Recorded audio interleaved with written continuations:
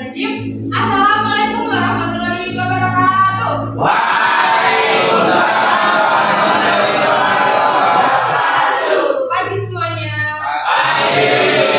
Kayak di sini ibu mau bercerita mengenai kisah seseorang yang sombong. Di sini dari kalian ada yang merasa sombong? Oke, ibu akan bercerita mengenai tokoh yang bernama Qarun. Qarun ini adalah tokoh yang pada masa zaman Nabi Musa. Di sini ada Nabi Musa nggak? Tahu. Siapa? Nabi. Yang Musa itu nabi yang diberikan mukjizat, dapat membelah api dan dapat mengubah sebuah tongkat menjadi mukjizat Nabi Musa. Kisah ini diambil dari kisah saudaranya yang bernama Qarun. Qarun itu saudara Nabi Musa, yaitu anak dari paman Nabi Musa. Di mana pada masa itu Qarun ini adalah seseorang yang biasa saja, masih miskin gitu ya.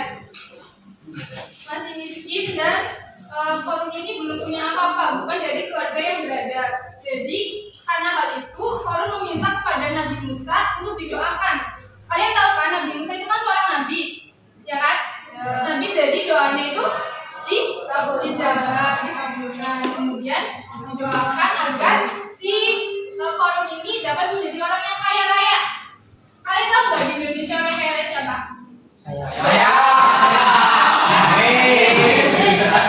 Itu seperti siapa yang artis itu? Raffi Ahmad, siapa lagi? Santa, siapa?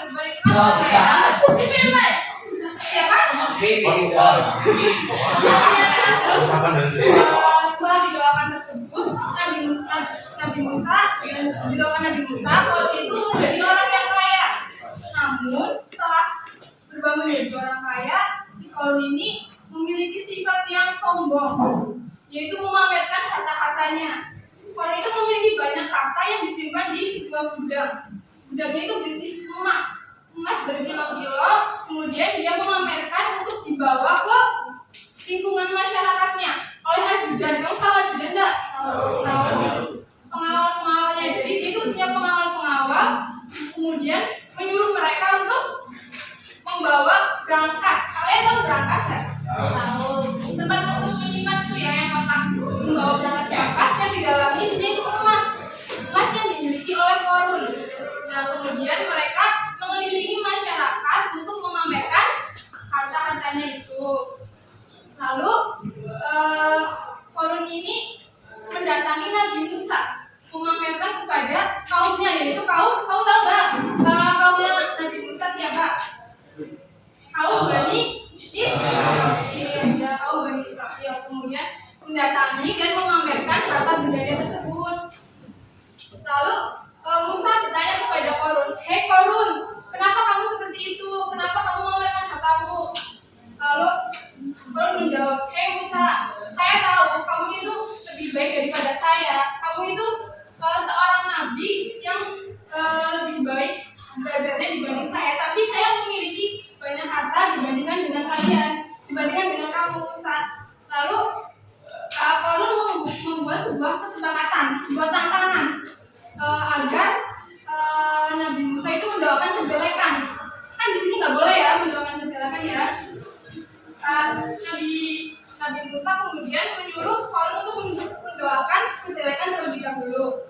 Namun tidak terjadi apa-apa. Kemudian bergantian Nabi Musa mendoakan siapa namanya tadi? Qarun.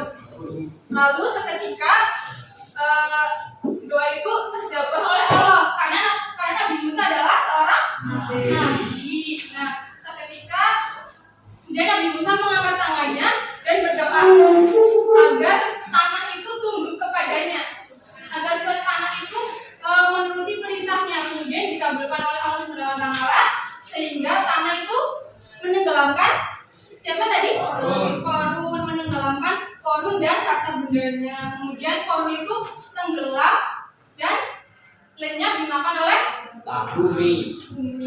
Nah, itulah akibat dari sikap sombong sama ingin. Jadi kita sebagai manusia tidak boleh sombong, karena sesungguhnya harta itu hanyalah titipan. Jadi harta itu hanya titipan sementara yang sewaktu-waktu bisa diambil kembali oleh Allah Subhanahu Wa Taala. Jadi kita sebagai manusia itu harus rendah hati, nggak boleh sombong, kikir. Kalau kita punya banyak harta itu harusnya diapa ya? Sedekah.